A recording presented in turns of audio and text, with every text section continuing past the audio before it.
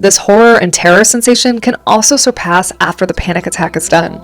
It's very common that people that are experiencing panic attacks feel the sensation of hauntingness accompany their hours, days, weeks, months, or even years following a panic attack or a series of panic attacks. This hauntingness can lead you to feel like a fragmented version of yourself.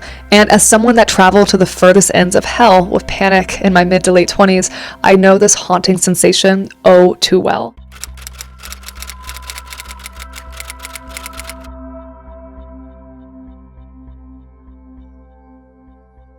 In timing with the spooky vibes that can accompany the fall season and the Halloween holiday, I thought this would be a great opportunity to emphasize a particular component about panic that is neither stressed nor made clear enough most of the time. I'll also address an additional communication flaw that is prolifically regurgitated and keeps folks such as yourself a bit confused about what the heck the real end-all be-all difference is between an anxiety attack and a panic attack. Lastly, I'll take a quick moment to explore if and why it even matters to get clear about the difference between an anxiety attack and a panic attack. But before we start, it's important to note that this video is not intended to thoroughly introduce, discuss, describe, nitpick, nor analyze all the nuances of general anxiety versus panic, nor anxiety attacks versus panic attacks. And if you want to really drill down on your understanding of these things, visit the video description for some game-changing resources and easy next steps to chat and connect with me. So instead, think of this as a very quick and dirty drive-by video with the intent of leaving you with the one biggest determining factor to help you filter quickly and confidently what it is you are likely experiencing so that you can more accurately and articulately describe your experience when chatting with yourself, your peers, your journal, your support team members, and of course, your pet. Hi, I'm Mac. I'm a life coach for young adults, or as I like to say, I'm an anxiety and adulting coach. You can find out more about actionable anxiety in the video description below, where you can practice being an awesome action taker by selecting any action that feels aligned for you today. You see, there are a ton of resources out there comparing anxiety attacks to panic attacks, but yet so many people are still hungry for greater clarity around this topic. So I did a little investigation to understand why this gap persists to exist. And here's the deal. I watched a lot of videos that have been published up until this point in time, and I did not have to watch for long until I identified two areas of opportunity for enhancing communication about this topic. And for those of you who have been perusing YouTube for a while now, watching a handful of videos such as this, if this is the last video you ever watch about anxiety attacks versus panic attacks, then that would mean I've done my job here, and you can move on to much more interesting and exciting topics like watching videos about the rules of pickleball. Once again, there are a lot of people online who have been taking the time to describe the difference between an anxiety attack and panic attack. And in reviewing those explanations, descriptions, and personal sharings, I feel like a lot of folks are beating around the bush and trying to deliver you a rather safe and mild and clinical explanation of the difference between the two, which can be fine and helpful, of course, and provide a certain level of accuracy. But it also indicates to me one of two things. Number one, that some people online are speaking either from no personal experience or rather a narrow and limited personal experience and not really disclosing that to the viewer up front. Number two, it indicates to me that people that do have a more thorough and diverse portfolio of personal experiences with either anxiety attacks, panic attacks, or both are hesitant to describe panic attacks with more granularity, transparency, rawness, and authenticity, especially for severe panic attacks. The result? Millions of people are still a bit stuck and confused about what the heck the difference is between an anxiety attack and a panic attack, and are continuing to land themselves on videos such as this. Hello there. I'm happy you're here. These ubiquitous, half-baked, recycled responses from the online world too often involve someone listing off a series of comparative symptoms and sharing tangential comments about anxiety, while never really getting to a clear core delivery and failing to gift you the clarity you need in order to move forward with relative confidence as to what it is you've been likely experiencing.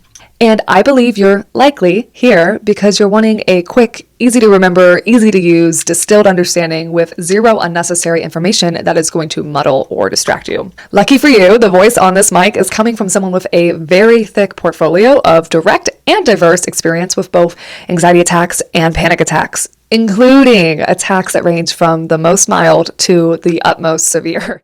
And since actionable anxiety is focused on saving you resources on your way to vibrant health, that means I will happily cut to the chase, cut out the crap, deliver you a straight shoot, no nonsense, easy to remember descriptive qualifier for filtering out and determining what it is you've likely been experiencing with these heightened moments of nervous system dysregulation.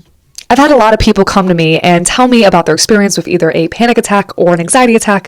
But no matter what words are coming out of their mouth, I always pay extra attention to their eyes, their body language, and their tone of delivery when they are speaking to me about what it is they've recently experienced. The reason being that both experiences can share certain categories and expressions of bodily symptoms, but at the end of the day, panic comes with one thing that anxiety attacks simply don't.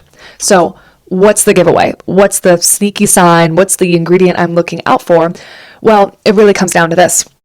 People that are transitioning from an experience of panic are in transition from having an experience that included some degree of terror. And because of that, it's unbelievably difficult to snap back to your normal sense of self or greater sense of reality after a panic attack, just like someone in a horror movie running from a zombie wouldn't end up in a restaurant, casually and calmly eating a meal 10 minutes afterwards. And on top of that, the unique special life spark or life force you've always had in you, well, it kind of feels like it went bye-bye, and your vibrant sense of self just got drugged down to the bottom of the ocean, becoming completely inaccessible for the time being, and during the aftermath too. Some people experience this evaporation of self for any range of time, all the way from a few minutes to a few days to multiple months or even years on end. So when I chat with folks that have been truly experiencing panic, there is often this subtle or not so subtle, deeply pleading for help look in their eye that you just don't see from people that have experienced an anxiety attack. People that are transitioning from an anxiety attack hold more of a exhausted, distraught vibe, a vibe that says, I had this experience and it really sucked. The experience was hard and unwanted. And although that is also something that someone might say who just had a panic attack, the number one thing that is present in a panic attack that is not present during an anxiety attack is some degree of felt horror or terror. Notice how the sentence I last said did not include the words fear, worry, and discomfort. I said the words horror and terror, which takes fear and worry and discomfort to a whole nother level. Some unique cocktail of fear, worry, and discomfort is present in both an anxiety attack and a panic attack. But even if you're having a bad anxiety attack, during which you are experiencing a hell of a lot of discomfort, agitation, or urgent distraughtness, an anxiety attack will never come with sensations of true horror or terror. Y'all, let's get back to the basics here, and let me continue to lay this out for you. Having an anxiety attack sucks. Having a really bad anxiety attack really sucks. But having a panic attack includes actual sensations of both panic and being attacked, which means that during a panic attack, you will be experiencing extreme urgency and more often than not, feel like an actual state of emergency is happening within your own body. And when the human body is being physically attacked by someone or something, the brain is not even able to think too much about how much it sucks in the moment because you gotta go. You gotta do something right now. You waste time, you die. And that is the feeling of a panic attack. An anxiety attack, on the other hand, is like a big sucky party that you unexpectedly walk into and then immediately want to leave. But during this experience, you are not so overwhelmed with a desire to exit that you literally start to sprint out the door, scream, hyperventilate, or call 911 to shut down the party. With panic, you very much might. This is why it is not uncommon for people to literally end up in emergency rooms when experiencing panic attacks or shortly thereafter, because the sensations are so intense, so extreme, so unwanted, so undesirable, and so urgent. There truly is nothing like it. So continue to journey with me for a minute, because in order for you to leave this video feeling highly satisfied with the clarity and value received, I need us to really ensure we are getting back to the basics and honing in on this word panic. Here's the deal. Not all, But many of us have the privilege and luxury to move about our day-to-day lives, hopping from relatively safe environment to relatively safe environment. Our home life, our work life, our place of play, our place of worship, our place of recreation, our place of commerce, which means that unless an unexpected traumatic event happens, like being at the scene of an internal terrorism attack, being held at gunpoint, getting physically assaulted while walking down the street, surviving a school shooting, many of us get to go about our lives without ever experiencing actual horror or terror during our day-to-day, week-to-week, and month-to-month life. And what a blessing and privilege that really is, especially for all the people that are lucky enough to go their entire lives never having this deeply heightened emotional and physiological sensory experience that we call panic. And because of that, I firmly believe that many people, because of lack of experience, inevitably and innocently hold a bit of a naive approach to the word panic, resulting in common misuses of the word to describe an experience that was really more fit to be tagged as extreme overwhelm or extreme distraughtness. To hit the point home, I want to lean on a tool that is very seasonally relevant. So let's talk horror movies.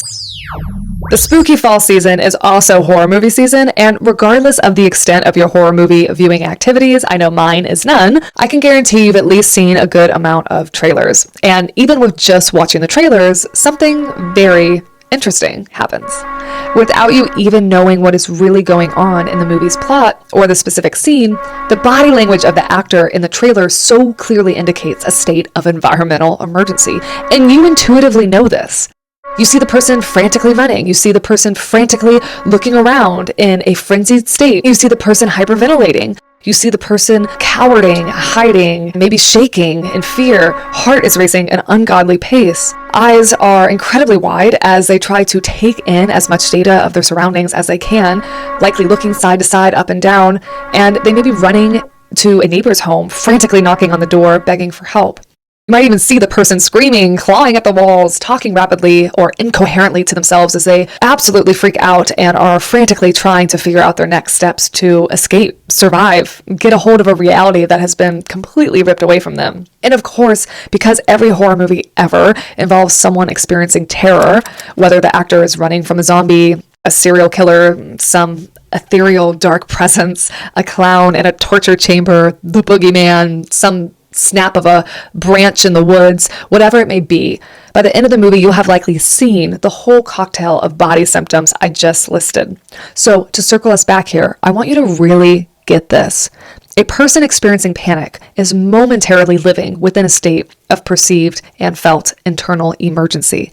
That is bound to include some degree of terror in their body, whether that be for a split second or worst case scenario for months on end, which was the lovely blessing I personally received in my mid to late 20s. Therefore, if you are experiencing panic, you will experience some cocktail of bodily sensations that very much mimic what you see in those horror movie trailers. And yes, I mean this literally. I think it's time we get a little personal for a second. When I used to get severe panic attacks, I would literally start running down the street in broad daylight, in public, alone, with nowhere to go most of the time. I was running away from a state of perceived and felt emergency within my body. I would go behind the back of restaurants, of buildings, of shops, and I would attempt to gain some privacy as I experienced what felt like terror and lunacy completely colliding into each other. And luckily, because I have an athletic built body, bystanders probably just thought I was out for an evening run or rushing off to work or something. But even if someone is not having a severe panic attack, and let's say they're having a mild panic attack, it's very common to have the sensation of wanting to start running fast and running now, because so much blood is being pumped to your legs in that moment, amongst other physiological responses that are firing off in the body to create these sensational phenomena similar to what you may witness in the movie trailers. This is why people who are having a panic attack may very well find themselves in an emergency room at some point in time, whether that be through self-admitting or a concerned peer or loved one calling 911 or encouraging that person to seek medical care. This is not because having a panic attack actually causes any biological emergency in the body, so says all the doctors, but because you are perceiving and feeling an internal state of emergency, which feels like you are in the midst of dying or about to die now, or you just died. So people can end up in an emergency room for a million and one reasons, but once again, let's get back to the basics here. Panic and anxiety aside, people end up in an emergency room when they are in level 10 pain and cannot breathe because the pain is so bad.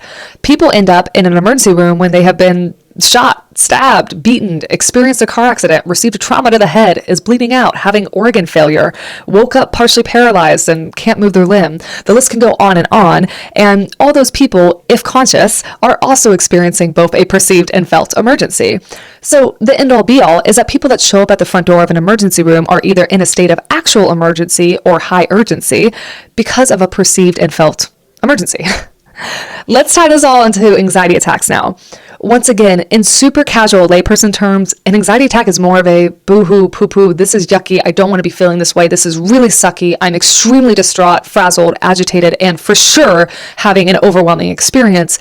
But there are many highly unpleasant, even overwhelming moments in life where we are not even considering calling 911 on ourselves. And even though an anxiety attack can suck, and yes, the more layers of suck there is, the more layers of suck you experience, with an anxiety attack, the suck just stays a suck. The suck, no matter how many layers of suckiness you've got going on for you in your body, it never reaches a sensory state of critical urgency or emergency. Trust me, this critical urgency or critical emergency sensation is something you will intuitively know. And if you are experiencing a panic attack, there is no debating with yourself or trying to logically figure out if you are experiencing sensations of critical urgency or emergency within your body, because you just are. Like the people you see in the horror movies, do you think if you were running away from a zombie serial killer that you would be occupied by logically trying to figure out if you are experiencing terror? No, it would be so overwhelmingly obvious that terror is present in the body that there is no conscious analysis needed to be applied to your experience. Also, your brain doesn't really allow you to anyhow. In the moment of experiencing terror, your body shuts down executive functioning activity so that your body can expend more energy on much more urgent and important things like actually surviving the zombie serial killer that's attacking you. In a blunt, tough, loving kind of way, the shutting down of our executive functioning is our body's way of saying, hey pal, shut up and run, because if you want to survive, it's now or never. So, my friends, panic attacks are obvious, overwhelming, and unwavering in their identity, and are often extreme enough for people to seek out external help. People that have been plagued with persistent panic and for prolonged time may take extreme measures to intentionally live next to hospitals because that is how often they are frequenting the emergency room with panic attacks, or how badly they want to ensure the accessibility of people that can help and therefore enhance their safety and survivability. And can you blame them? If right now I was over at your house, hanging out, sitting on the couch, chatting it up, and having a cup of tea with you, and you suddenly look outside and see some creepy, murderous looking man with a knife standing outside the window looking in, would you be cool with me nonchalantly saying to you, well, looks like it's getting close to my bedtime, gotta go home to walk my dog and get ready for bed? No, you would not allow me to leave. You would probably stand in front of me and physically ensure I did not leave you alone with the killer that was waiting for you outside. You would be calling 911 while at the same time ensuring that immediate and accessible help, me, remained immediate and accessible. Although I'm using a spooky and somewhat dramatized example, please know I am not making light of this in any way, as I too was in a horrendous spot at one point in my life where I was experiencing persistent cycles of horror and terror in my body for years and years on end. And to be quite honest, I didn't have to much think about moving to be next to a hospital because I coincidentally lived right outside of an emergency room during the most heightened stage of my panic. Literally, that was a total coincidence at the time. But anyhow, it is a bit humorous when you take the experiential reality of a severe panic attack and compare it to even an extreme anxiety attack. If you had to choose, you would hands down, without fail, consistently choose to have an anxiety attack over a panic attack any day, no debate. For example, even in my utmost extreme anxiety attack, and I have had plenty of extreme anxiety attacks, they never once curated any kind of thought or reoccurring desire to move my body literally closer to emergency service personnel. Quick things that are important to clarify. Number one, self-admitting into the ER or calling 911 on yourself is not an occurrence that happens every time someone has a panic attack by any means. However, at the same time, it is so incredibly common that people that do experience panic attacks will seek immediate medical attention at some point or another. Number two, a panic attack can be developed from having an anxiety attack. So in other words, you could be originally having an anxiety attack, but then immediately following or later in the day, you can have a panic attack, and it's not uncommon at all. I'm wanting to make this clear here because I know you are here to help you figure out what it is you've been experiencing. So it is worth noting that since anxiety attacks and panic attacks are two separate things, you can experience both within a short time period from each other. Just like how you walk outside and you start your morning off with some sunny weather, but then later in the day it begins to rain. In a single day, you've gotten to experience both climatic phenomena. Okay, number three. If you were having a mild panic attack, the level of horror or terror you experience might even have been for just under a second or two.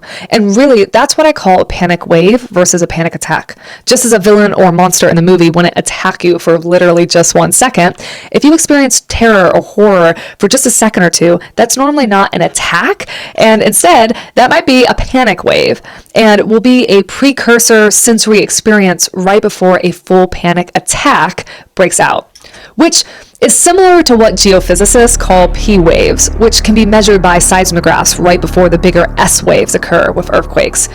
Or you can think of a panic wave as similar to the foothills of a mountain range. Although their geologic origins are connected to that of the higher peaks above, they are smaller than the mountain peaks and are the first inclines you must journey over before reaching the greater ascents of the mountain peaks above. My previous geomorphology studies always yield my favorite analogies for like literally anything in life, but for my non-earth science people, think of a panic wave as the hostess from hell who is greeting you in the restaurant the moment you walk through the door, and she is very grouchy and very demanding that you follow her to the table immediately. The interaction leaves you with some mixture of heightened alertness and shock, confusion, a lack of certainty about the degree of your upcoming safety and comfortability as you wine and dine for the evening at that restaurant.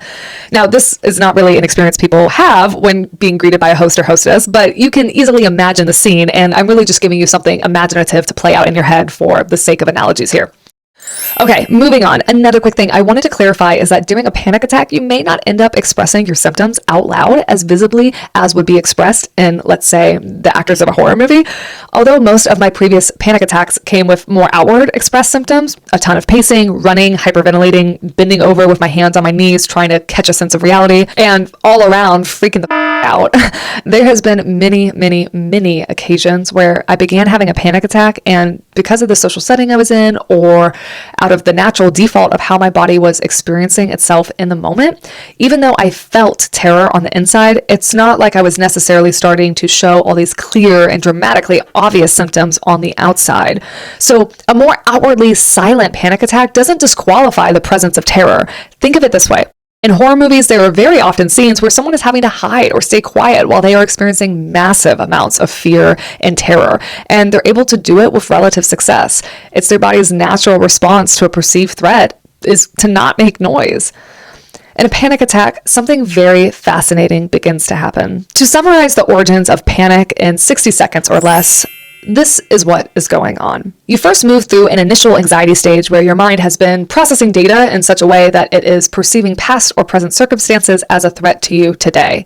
More on that at a different time. But when our brain registers and perceives a threat of any kind, certain bodily sensations start to follow suit, including an increase of heart rate to pump more blood to your legs so that you can run faster and within a shorter distance of time from this perceived threat. When we start to experience those physiological sensations, it can feel so out of context, overwhelming, and confusing that our brain then goes on to perceive these internal sensations as a threat to our survival. So now we have two different layers of threats happening at the same time. And this is the part I want you to understand. The second is way more horrific to experience because the second phase of threat detection is ourselves. Literally, our own blood, bones, and biology. In other words, our body is registering our body as a threat. And because we can't literally run from ourselves, you experience a truly terrifying and unworldly experience of living in a body that keeps sending signals to itself to escape itself. Feeling utterly terrified to be in your body is an incredibly isolating, terrifying, and rather devastating experience, even if you have a loved one with you or a medical personnel there to help. Let me bring a visual back into your mind of these horror movie scenes. What is the classic scene that happens in nearly every horror movie and normally multiple times throughout the movie? The person is running from some perceived threat, like a creaking floorboard in an old house, or they are running from a very real threat, like a bloodthirsty zombie. And they keep running, and they often don't really have a clear, nice, safe escape route. They're running through a building and then out the door and into the woods, and with no clear end-all be-all exit or outlet or safe haven to lean on. The biggest example of them all is the modern day horror movies that involve some kind of torture chamber situation with no way out. This is actual horror. This is what I deem as terror. When you experience a state of internal emergency with no accessible sensations of escape or safety, this is panic. And there is no experience like it, because you can see clearly that you may be able to exit out of the room you're in, and you know logically you are not being held hostage by someone in the moment. But yet you have sensations of a lack of accessibility to a safe escape, which is why it is common for people that are having panic to feel like they are going crazy and not feel like they have somewhere safe and successful to go, because nowhere feels safe. How could it? So once you actually experience internal terror, you will never get it confused with anything else again. I can promise you that much. And on that note, switching vibes here for a quick moment. You know what's so fun? Okay, I'm going to be totally honest with y'all. I didn't actually look up the definition of panic until the very, very end of preparing for this video. Why? Well, to be quite frank, I felt so certain, confident, clear, and rather complete in my understanding of panic because of the vast density of my personal experience and studies that it didn't feel like I needed to spend time looking up the definition of something I knew inside and out. But I am so happy I did, because look what I found.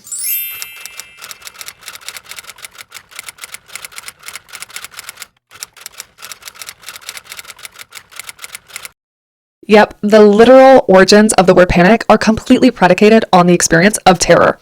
I cannot stress this enough to y'all, and I don't know why all these different practitioners and content creators who are trying to describe the difference between an anxiety attack and panic attack aren't describing it in this clear and emphasized way. Oh wait, yes I do. My gut feeling is telling me that there are many people online that are talking about anxiety and panic attacks who have either not actually experienced them themselves, or they have a pretty limited and narrow personal experience with either or both phenomena. Even just today, I saw a comment from a therapist who was saying that they thought that anxiety attacks and panic attacks were the same thing for years, and have been telling that to their clients. Additionally, because there are so many components of anxiety that are worthwhile to teach and discuss, many videos will go off on tangents about hormonal differences between panic and anxiety, introduce words like overactive sympathetic nervous system and other clinical jargon.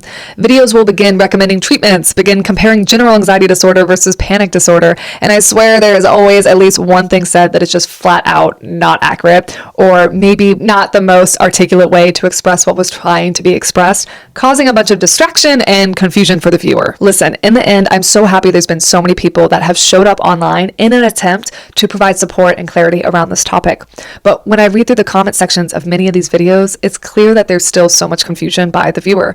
And now, as an anxiety coach that is stepping into the world of YouTube, I often try to put myself in the shoes of my younger self when I was in the thick of my anxiety and try to determine the degree of helpfulness the video would have provided me at the time.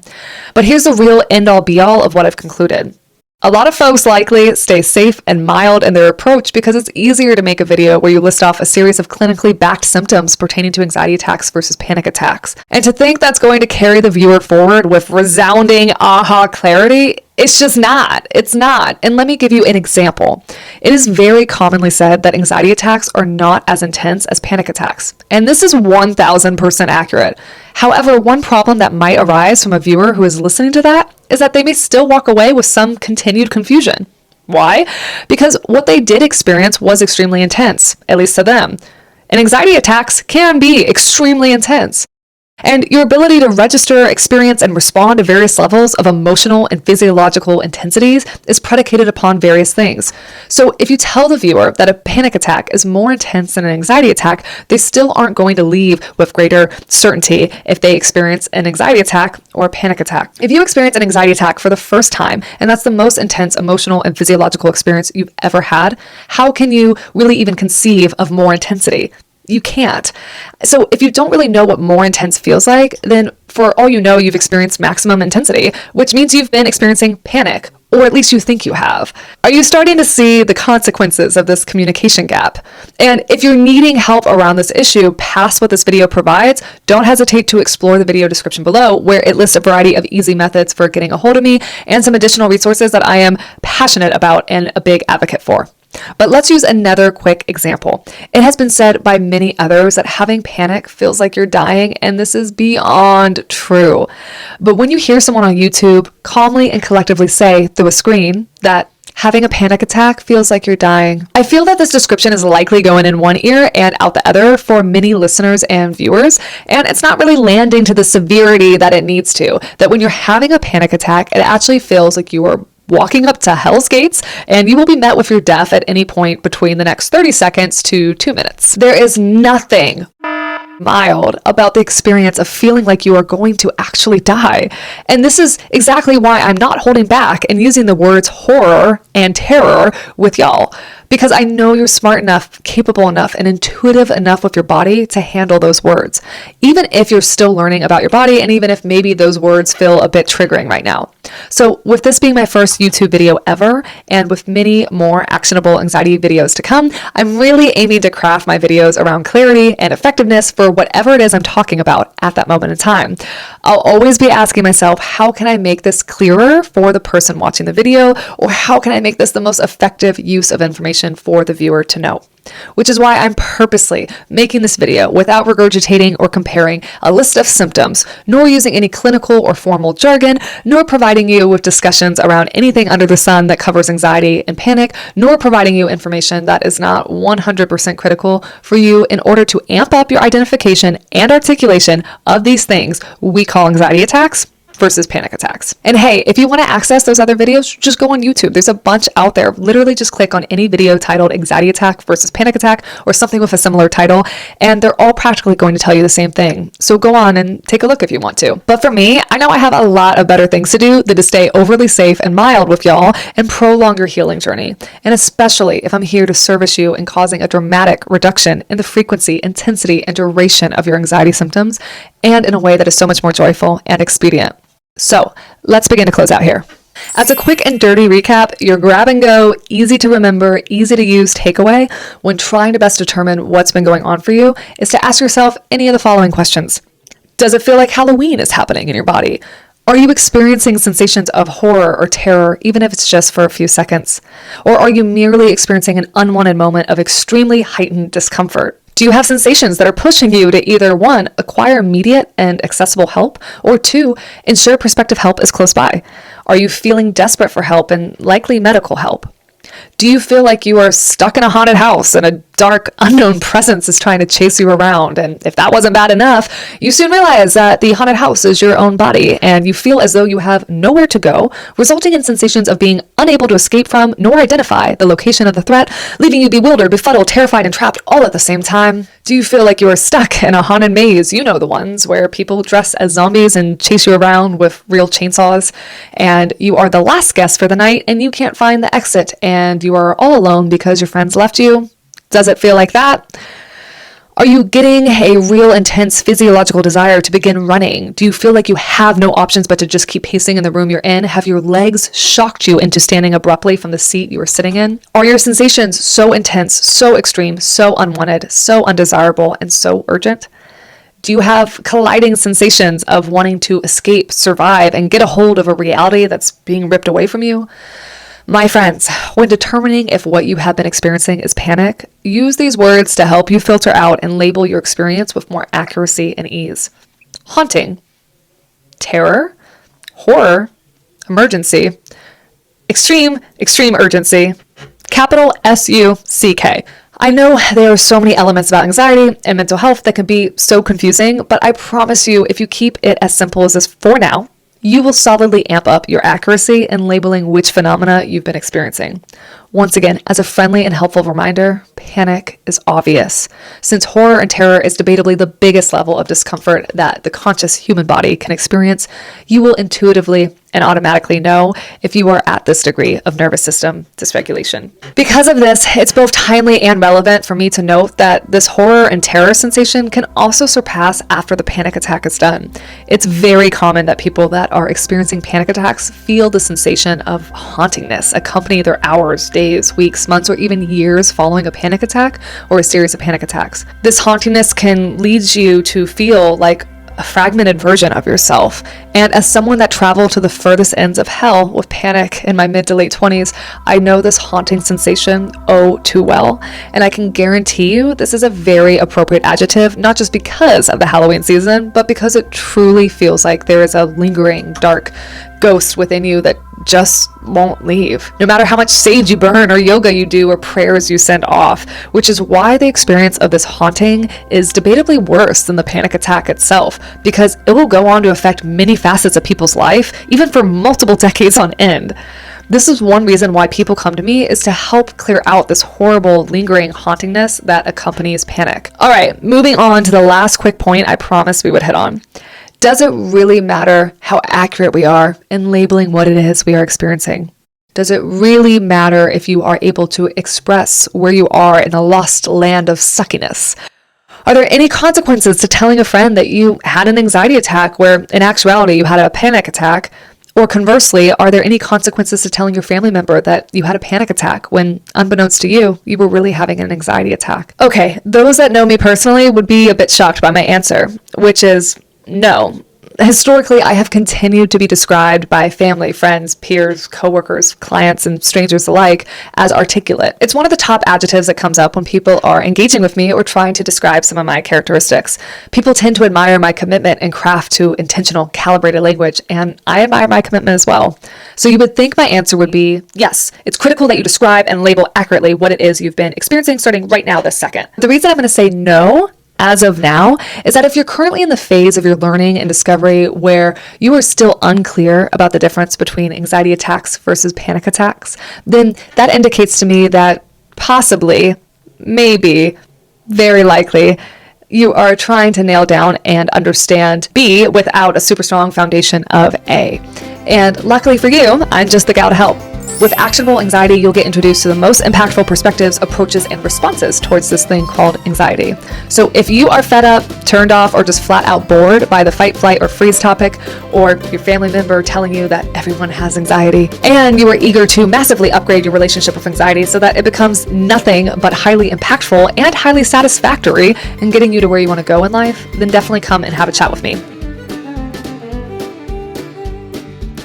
Within the parameters and expectations I set for this video, I would love to know for you what was particularly effective in aiding your learning, and as well, what was not particularly effective.